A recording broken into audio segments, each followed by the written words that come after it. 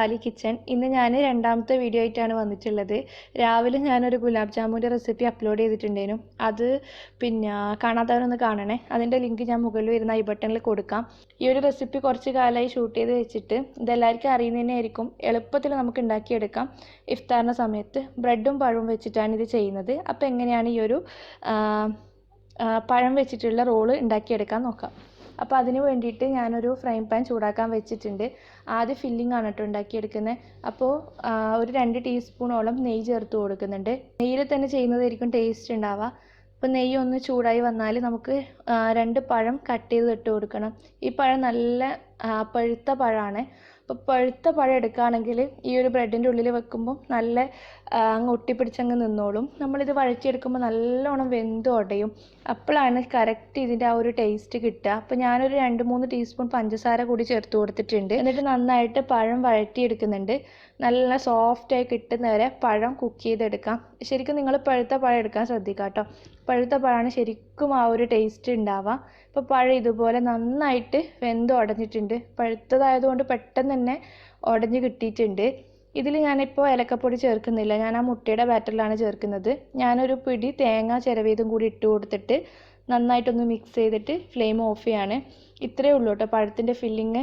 ഞാനിതിൽ മുട്ട ചേർക്കുന്നില്ല. വേണമെന്നുണ്ടെങ്കിൽ മുട്ട ചേർക്കാം. മുമ്പേ ഞാനൊരു പഴത്തിൻ്റെ റോള് ചെയ്തപ്പോൾ മുട്ട ചേർത്തപ്പോൾ കുറേ കമൻസ് മുട്ട ഒഴിവാക്കാൻ പറ്റുമോ എന്നാണ്.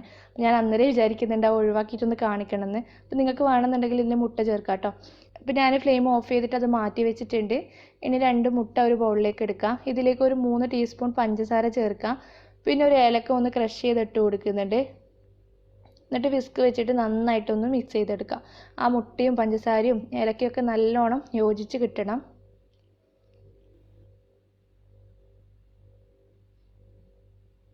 അപ്പോൾ മുട്ടയുടെ ബാറ്റർ റെഡി ആയിട്ടുണ്ട്. ഇത് മാറ്റി വെക്കാം. ഇനി ബ്രെഡാണ് നമുക്ക് റെഡിയാക്കി എടുക്കേണ്ടത്. ഇപ്പോൾ ഒരു ബ്രെഡ് ഞാൻ എടുത്തിട്ടുണ്ട്. ഇതിൻ്റെ അരുഭാഗമൊക്കെ ഒന്ന് കട്ട് ചെയ്ത് കളയണം. ഞാനൊന്ന് പരത്തിയതിന് ശേഷമാണ് കട്ട് ചെയ്ത് കളയുന്നത്. അപ്പോൾ അരുഭാഗം കട്ട് ചെയ്തിട്ടില്ല എന്ന് വെച്ചിട്ട് കുഴപ്പമൊന്നുമില്ല. ഞാനൊന്ന് ജസ്റ്റ് ഒന്ന് എല്ലാ ഭാഗവും ഒന്ന് കട്ട് ചെയ്ത് എടുക്കുന്നുണ്ട്. ഇപ്പോൾ നല്ല ഫ്ലാറ്റ് ആക്കിയിട്ടൊന്ന് പരത്തിയെടുക്കുക. അതിൻ്റെ ഉള്ളിൽ ഫില്ലിങ് വെച്ചിട്ട് റോൾ ചെയ്തെടുക്കാനുള്ളതാണ്. ഇനി ഞാനിത് കട്ട് ചെയ്തിട്ട് ഒഴിവാക്കുന്നുണ്ട്. ഒന്ന് ജസ്റ്റ് കട്ട് ചെയ്യുന്നതേ ഉള്ളൂ. കട്ട് ചെയ്യണമെന്ന് നിർബന്ധമൊന്നുമില്ല. അപ്പോൾ ഇതിൻ്റെ ആ ഒരു സൈഡിലായിട്ട് പഴത്തിൻ്റെ ഫില്ലിങ് വെച്ച് കൊടുക്കാം.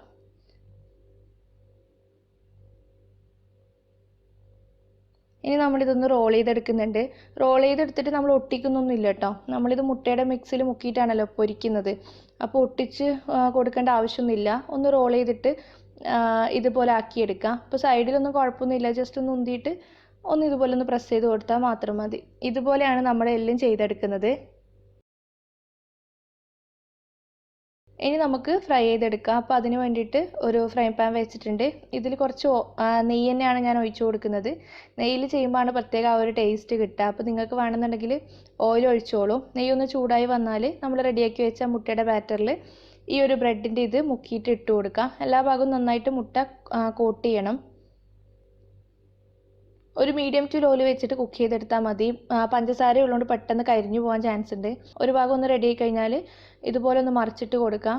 കൈ വെച്ചിട്ട് മറിച്ചിടാൻ പറ്റുന്നതേ ഉള്ളൂ. എന്നിട്ട് നന്നായിട്ടൊന്ന് പ്രസ് ചെയ്തെടുത്തിട്ട് എല്ലാ ഭാഗത്തും ആ ഒരു മുട്ടയുടെ കൂട്ടുണ്ടല്ലോ അതൊന്ന് വേവിച്ചെടുക്കണം. വേണമെന്നുണ്ടെങ്കിൽ ആ പാനിലിട്ടിട്ട് ഒന്ന് റോൾ ചെയ്തെടുക്കുകയാണെങ്കിൽ എല്ലാ ഭാഗവും നന്നായിട്ട് തന്നെ റെഡിയായി കിട്ടും. ഒരു മീഡിയം ടു ലോയിൽ വെച്ചിട്ട് തന്നെ കുക്ക് ചെയ്യാം.